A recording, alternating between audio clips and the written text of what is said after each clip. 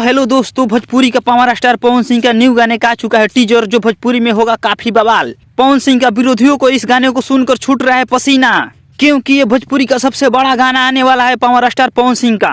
जब भी गाना लाते हैं एक नए कलाकार और नए एक्टर के साथ आते हैं और गाने पर सबसे बड़ा धमाल करके जाते हैं, क्योंकि अपने दर्शकों को बैक टू बैक गाना लेकर आ रहे हैं और काफी धमाल गाने लेकर आ रहे हैं। तो भोजपुरी का किंग ला रहे हैं नया गाना जिसका नाम है पावर कम ना हुई। इनका कहना मतलब है कि पावर यहीं से शुरू होता है और पावर यहीं से खत्म होता है। भोजपुरी का पावर स्टार पवन सिंह का न्यू सॉन्ग आने वाला है जिनका पावर कम ना हुई। यह गाना पवन सिंह को जानने वालों के लिए, दुश्मनों के लिए गाना रिलीज कर दिया गया है। पवन सिंह द्वारा रिलीज किया जा रहा है।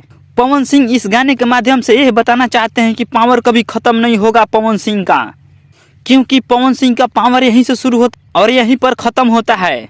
अगर दोस्तों आप पावर स्टार पवन सिंह का सच्चे वाले फैन हैं तो इस वीडियो को लाइक करके और मेरे चैनल को जल्दी सब्सक्राइब करें और मेरे न्यू चैनल को जल्दी सपोर्ट करें। वीडियो ऐसे मेरे चैनल पर डेली मिलता है। तो नेक्स्ट वीडियो मिलेंगे। वीडियो देखने के लिए थैंक्स।